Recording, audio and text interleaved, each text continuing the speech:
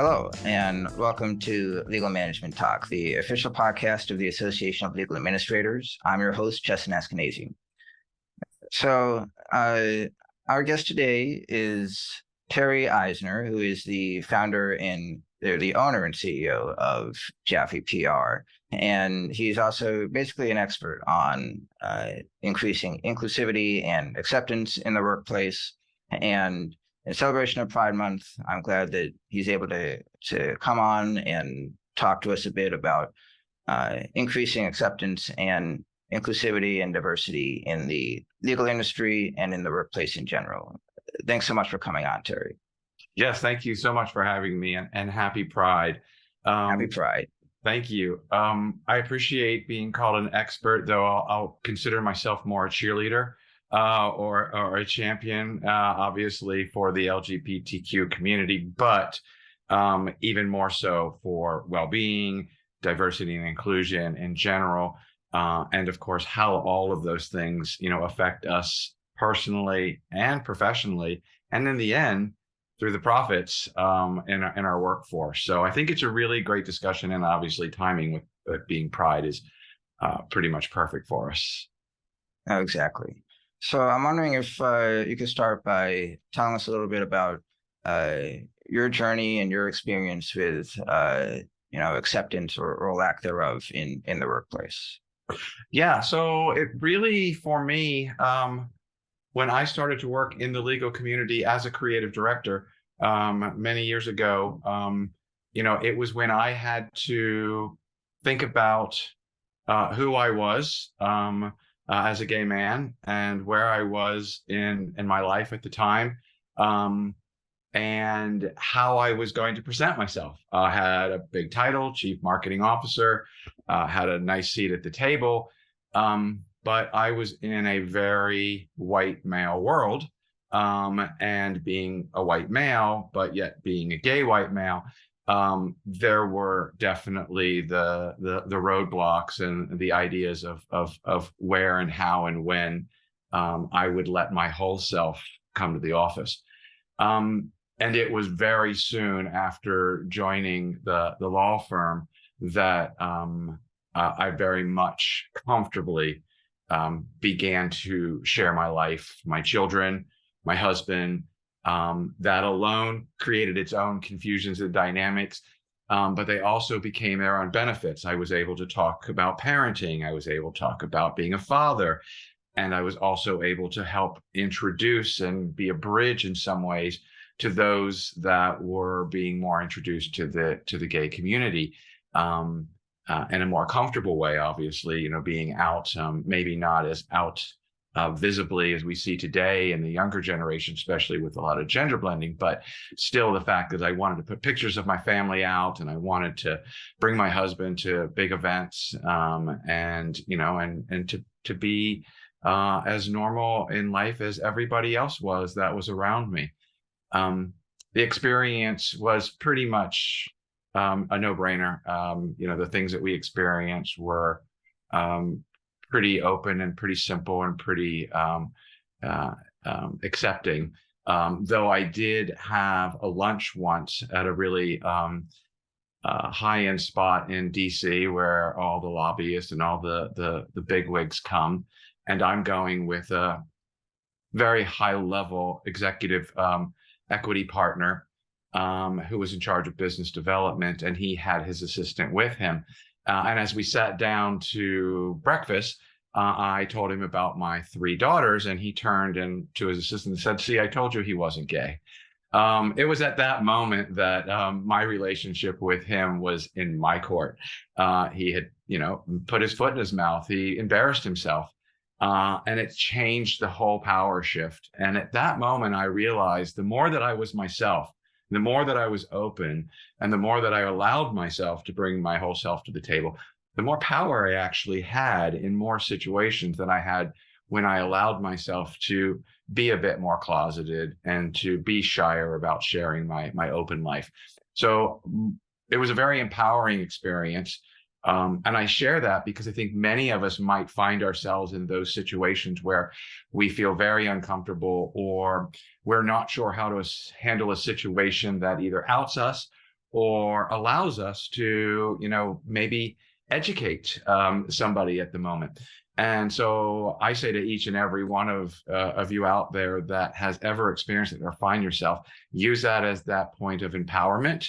Be kind, be respectful, but turn the tables and let them understand that, whatever it is that they are projecting, either it's hurtful or it, again, empowers us to be stronger. And I think those are the things that we need to best understand. Right. And so as a uh, as a partner, as a firm leader, how do you create those inclusive environments where, things like what that partner said, don't even cross someone's mind, much less come out of their mouth? Well, that's really hard because unfortunately we have 5 generations that we're working with within a law firm. And within those 5 generations, we have very different dynamics to the idea of acceptance, the idea of inclusion, and diversity runs in so many different ways, not just in color, not just in gender. So we have to think about, when we talk about diversity and inclusion, where do we set the goals and how do we measure what they are? Because sometimes I think we think they are very black and white, and they're not. So I think what I really started to realize as I got more and more into legal service providing and being in-house, and then becoming a part of Jaffe and working with so many other firms and the Legal Marketing Association, ALA, NAMWOLF, so many of the others out there, ABA, started to realize that, we had to find a way in which the law firms in general were opening their doors to cultural and social issues, and were being more accepted to the idea of bringing those differences to the table and finding ways in which those differences that are being brought to the table can, either write a culture or make a culture relevant, make the law firm more aligned with what its corporate clients might be dealing with and talking about in a boardroom. There needed to be a way in which there was an alignment between the service offering and the old school mentality of law firms and the way that law firms are structured, and then the way that their client bases are changing so drastically and staying very relevant and adapting to those changes that are being addressed from these cultural and social issues. Along came the pandemic, and in that time frame, a lot of things started to happen, because not only were we in a shutdown situation and we were being introduced to a work home environment, which alone exposes so much more of everybody, whether you're having an office in your bedroom, whether it's in your living room, whether your husband or your wife or your boyfriend is walking by, or your kids or your dog. I mean, our whole world changed, and we kind of loosened up a little bit, I think, from that dynamic. But then along came Black Lives Matters and all of these other situations, and the horrific, matters that we're seeing with the police and Black lives and women's issues, and then abortion, and then LGBTQ, and everything is just bubbling up.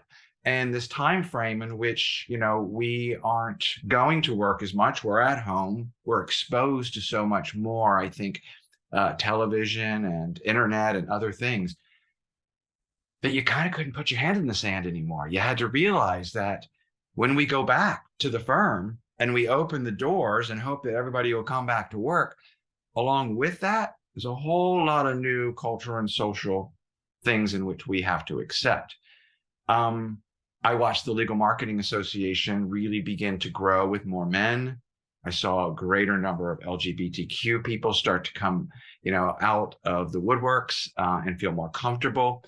I'm seeing greater alliance between, as I said, ABA, ALA, LMA, about creating safe environments. I am a co-chair of the Wellbeing Committee for the Legal Marketing Association. Really enjoyed the podcast you all had before with Lauren. It basically deals with well-being, again, the LGBTQ community, and diversity and inclusion. And we are very excited and anxious to want to talk to him and collaborate with them, because I think what's happening is the synergy we're seeing within the legal community is really starting to move towards an area in which we have to be much more inclusive than we were in the past. The problem is senior management still is a very old school mindset, that of the 80s and 90s business model, that created the idea of profit sharing. And that's what really mattered in the boardroom. What we're seeing now is the boardroom has a chair for empathy, a chair for culture. And this is how the law firm is now being measured by its clients and its potential talent. So when you think about the idea of, am I a woke firm because I'm going to identify Black Lives Matters, or I'm going to identify Black history, or I'm going to celebrate pride, or I'm going to celebrate and elevate the women within our firm? Or do we look at diversity and inclusion as, this is humanity. And when you welcome humanity with open arms, you get a lot more innovation, collaboration, productivity, happier people, and I think even greater business development growth opportunities. So I think that that's really been the trend, and where I've been seeing the opportunities to really talk about how each individual community collectively under the DE&I a charge, that we're all under at the moment, and then add that to the well-being component, which is really percolated to the top. I think it puts a lot of power in the idea of change and how we have to better adapt to these changes so we can create these cultures that attract, retain, and stay relevant. For sure. You brought up several great points that I want to dive deeper on, but first I want to kind of go into that well-being aspect. And I think in a time where mental health is a challenge for a lot of people, being able to be one's whole self at work, and I'm sure helps in that regard. But how important is that aspect to having a happy and productive employee? So I put well-being at the very top, because I think that an improved DE&I culture, a welcoming culture that's allowing, again, the whole self to come to work, all of that affects well-being. So if we're focused on, I think, the most important thing, that is the well-being. And you think about it from different cultural perspectives too, or actually generational perspectives, and whether that is, a misuse of alcohol or drugs, or gambling, or other things that might happen that come along with some of the lawyers and some of the other things and people who work in the industry that we've dealt with in the past, compile those to other things, to social issues and other cultural issues that have now started to compile on us. Raising kids, book banning, don't say gay. What's happening in Florida is a reverse of what. So that's creating a real sense of stress. These things now that are creeping in from all different areas are really affecting our well-being. So if we are already being affected collectively as a whole, humanity as a whole, no segregating it in any way, we're all being affected by these political landscapes and world events and global warming and prices going up and debt ceilings and all these things that are coming at us. And if you imagine, if you could just take away one, that allowing me to come to the office and be me every day, well, it's making it a little easier for me to deal with those other stressful things. But when we have the fact that we're not accepted because of our race, or we're not accepted because of our gender, or we're not accepted because who we, choose to love, that just compiles that level of stress and that level of concern and well-being. And I always say, the best way to start taking care of yourself is to put your oxygen mask on first. And that's what we hear every time we take a flight. So how can I help my kids? How can I help my husband? How can I help my 20-some, employees? How can I help my 2 business partners? How can I help the thousands of people in the legal community at ALA and LMA that I want to help and I want to champion and to help them be their whole self? And I have to think about if I can be a part of all of these different committees and groups, and we can eliminate stigmas in certain areas, it'll make it a lot easier for us to deal with the big worldly things that we're all dealing with from different sectors and different channels. That's creating, this need for a healthier environment and healthier community. I mean, there are things that we can't. I mean, we could unplug our phones and our computers and not get involved in TikTok and all the other things that are throwing stuff into our brains. But we're not. We're not going to, because they're entertainment just the same. So when you think of well-being and you put it at the very top, and you think of whether you're creating environments that have areas where those that are not comfortable in large groups still, or even in general, can still go and feel comfortable and still network and be a part of the environment. Those that don't drink, they can go and feel comfortable and be in an area where they can enjoy themselves and be their whole selves. Maybe there are events for the different communities. Maybe there are events together that bring people together, but we're more conscious is really what I'm getting at. We're so much more conscious to the things that the law firm culture has done to affect our well-being. And I think it's extremely important. I've seen, friends take their lives in this industry, and we've seen it on the news, and it's tragic to know that anybody would find themselves in that position. And if an industry, which legal marketing sometimes has been equated to being more stressful than that of an astronaut. Well, I will actually second that, because I've experienced that intensity. And the more that we share, the more that we expose, the more that we talk to people, and the more that they get to feel more comfortable with us as human beings, also us meaning me from the gay community, or whether from the Black community, the Hispanic community, whatever that might be, wherever those walls are, the more that we have that voice, the more that we have that opportunity to have that voice, the more that we all champion together to break the stigmas, it sure makes it easier for the collaboration, the innovation, and even the work dynamic, whether that's in a hierarchy or not. So well-being to me is the pinnacle of all of this. But again, improving one's whole self, allowing one's whole self is certainly the right beginning to a healthier, safer law firm environment. And that's really what I'm championing here. Right. So then if that's the beginning, then changing the culture, you'd say, would be the next step. Or is there Yeah, and we have to think about, what are those cultures? Those cultures still based, again, on that 80s, 90s fraternity-like equity, white male boomer mentality. Well, if it is, you're not relevant. We know that now, right? And we know that the workforce is all the way down to Gen Z. And in those workforces, we're seeing probably some of the largest numbers that we've ever seen outside of the one generation of the boomers. And collectively, from Gen X, Millennial, Gen Z, and in that time frame, there's still a lot of different business philosophies, social and culture philosophies, but they're a lot louder. So I'm very impressed with the young generations that have come up. I like the way that they are demanding a more equalized world. I like that they are standing up for the things that we knew to stand up for, but financially and from profit driven and whatever else success mentality, we were willing to push those things away. I don't think we're willing to push them away anymore. And I think, it's one of the positives that came out of COVID. Humanity got a light shined on it. People sung from their balconies.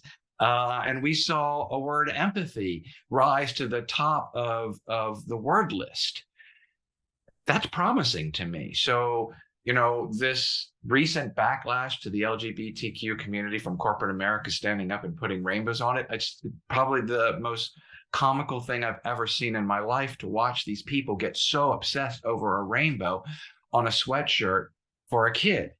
It's just, the reversal that we're going is kind of scary. And I wonder if, because how quickly, and I think loudly, we were exposed to culture and social issues at one time within that 2020. There's a video out there, find it on Google, like 2020 in 7 minutes. It will blow your mind, the amount of things we experienced in 1 year. Your mind doesn't remember half of what we experienced, and it was so much. So you have to wonder, was it so much so fast, and now it's being unpacked a little, and then that's where we're getting some pushback and question? You never know, but it's really not worth, in my mind, the energy to have to boycott and fight, these brands that are stepping up. In a lot of ways, corporate America is really proving to eliminate these cultural and social divides. You've got NFL and NASCAR championing the rainbow.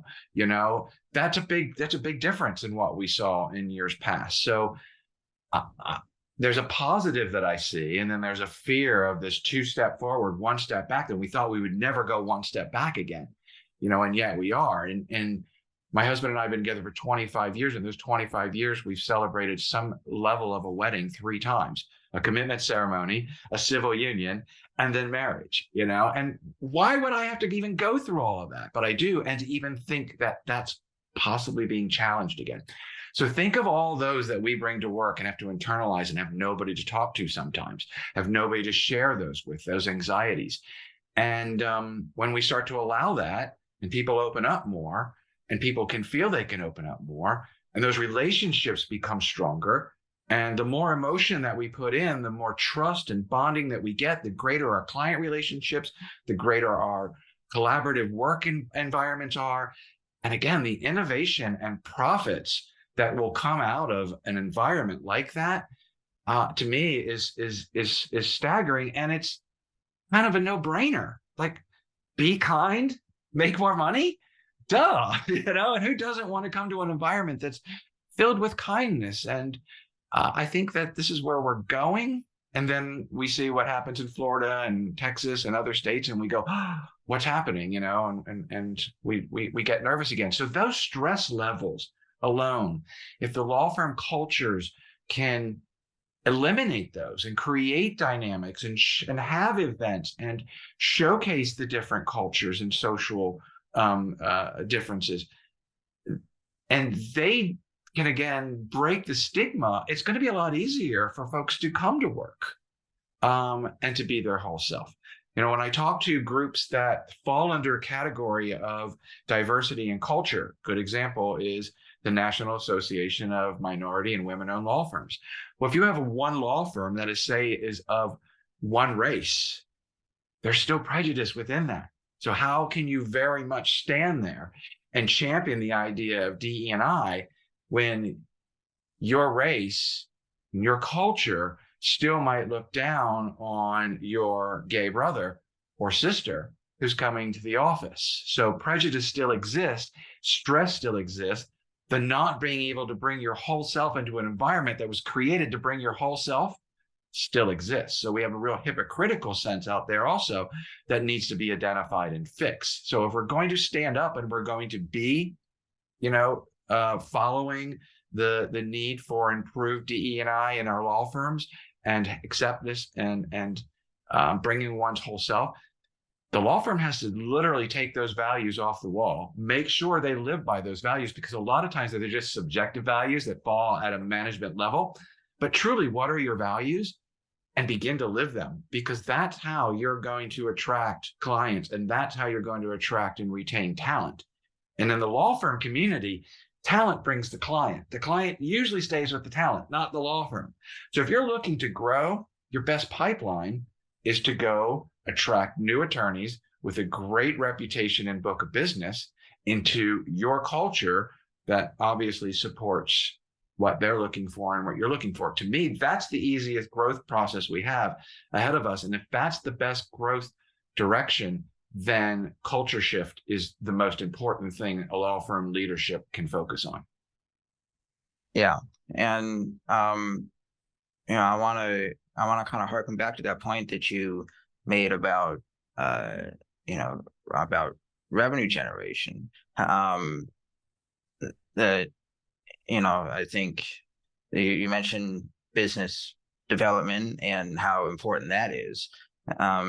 So how does a firm harness that cultural shift to then be able to gain new clients and gain new business, including through recruiting new talent, like you just said. I mean, we're gifted with so many different channels and ways to communicate our culture and our brand.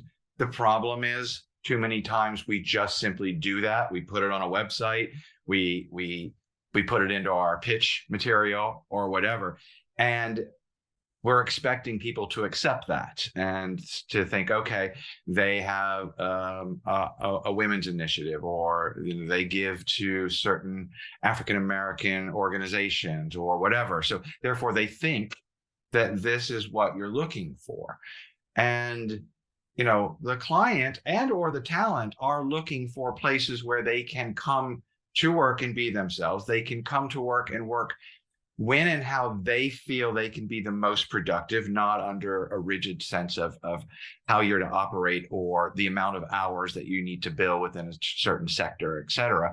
And so when we start to think about just the way that you go into a law firm and the way that you're expected, to work, and you think about how that culture changes, does it change in the way that we allow people to work at home? Does it change in the way that we bring healthcare to work? Childcare to work? Does it change in the way that we let pets come to work? Does it change, in the ways that we, again, have events that are catered around certain cultures and social areas? What do we do to show that we are a part of these communities? How do we invest in pride when it's June? But how do we champion the LGBTQ community throughout the year, and our lawyers and our staff members and all of those that help make our firm succeed? How do we articulate these without it looking like we have a checkbox quota? That's another problem, right? So you have to tell these stories so authentically. You have to think of strategies that say, I'm not here to push down my DEI initiative into your face and say we have one. I want you to experience that. So therefore, when I go to a pitch, my pitch is going to be structured and set up by a team of diverse attorneys, different ages, different race, different gender. And we're not going to go in with the same idea of, I am the lead attorney who is 76 years old, and we're going in, because most likely the shift on the other side of the table is much younger. And most corporations and most boardrooms, they're much younger than that we see in the executive committees of the law firm. So start to think about how you are presenting yourselves, how you're bringing your teams in. Who do you let talk? I got to sit in like a fly on the wall at a Pitch Perfect event where the law firm got to pitch to general counsel, and general counsel committee then told them what they thought of their pitches. It was really a great place to be, considering that's what we help from a business development perspective. And the real important, juicy part of that was we wanted to hear from more of your team members. We wanted to hear more about your lives. We really liked the way that you told us about your life coming here to America, and you made us almost cry. That makes us want to work with you. It was all about wanting to connect more emotionally. It was, we understand who your clients are. We understand what you stand for. We understand that you're a law firm and you should be ethical. We like the work that you've done for competitors, et cetera. We've already done our due diligence. We're here to meet you now. So many times, the lawyers and the law firms go in and they think everything has to be so buttoned up. That's not how they want to connect. When I want to connect in a room of lawyers that won't pay attention to me, I take my suit jacket off and I roll up my sleeves and I show my tattoos as I'm rolling it up, and I watch the dynamic change, because I'm not fitting a mold. I'm not the white guy standing there talking to the white guys in the room, and then they think they've heard the same business development branding jargon. I'm a creative guy with a creative spirit, and I'm talking about very innovative things, and I want you to pay attention. So I have to shift it. So therefore, let me be me. Let my whole self start to come out. Let me mention about, I'm a scuba diver and my husband and I love to travel around the world. I just dropped another one. And so I use the power of dropping those Easter eggs. And I think we should encourage our young and my age, folks out there to be their whole selves and feel comfortable with it, because people want to connect with individuals, not brands. So the more we allow the individual to get to the table, somebody at that table is going to connect with somebody from your side of the table. And it's going to make that synergy a lot easier to happen than the idea of, I'm going to hire you and you're going to work for me. We're going to partner. We're going to partner because I like the team and the people and the story and the heartfelt sense of why you're here. And I think that's where our whole shift is going to happen in the business development sector. And that's why the whole self is so important to profit margins. That's really interesting. I mean, I think, you think a lot about corporate America and, it's strictly business, profit driven. And I think, adding in that whole new aspect of, they want to know who you are, not just what you can do for them, is, would you say that that's been a big shift recently? Because it sounds to me like that's something pretty new. Very much so. I mean, what you can do for me was always the question, right? And then when you've done something great, the next question is, what are you going to do for me now? We already did that, right? And I don't think it's so much of that. I think there's the expectation that I'm going to partner with you because I expect that you will reach my goals. I've made that choice. I've done my due diligence.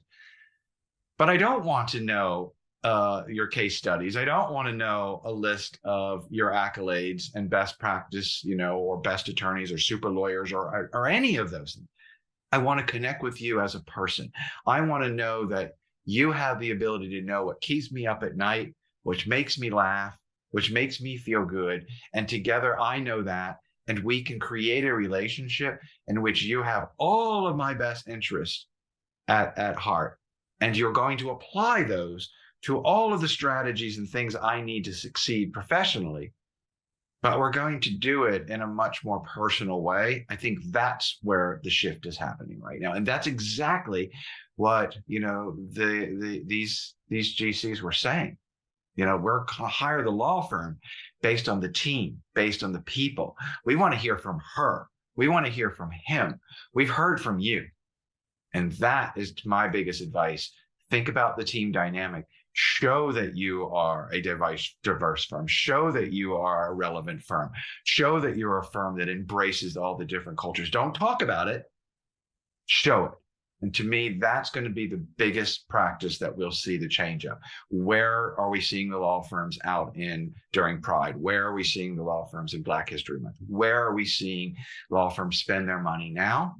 And why are they choosing to spend their money there? And they're going to be measured for that. Definitely. And I think that's a great piece of advice to end on. So thanks so much, Terry. I think that was a lot of great experience and insight. And we'll keep talking as this culture shift moves forward. Yeah, I have great respect for ALA. I've been on your stage at your conference several times talking about this exact issue. I think it's an important place for these conversations to begin. I don't believe that this is HR or admin. I think this is marketing and HR and leadership all together, because it's onboarding and everything else. So I'd love to talk about it more with you all. Really appreciate that you have this program, and thank you for having me on it. Definitely. Thanks so much to our listeners and subscribers for tuning in. Be sure to check out Legal Management Talk on YouTube or wherever you get your podcasts if you want to listen to more. And of course, you can learn more about ALA at alanet.org. Until next time.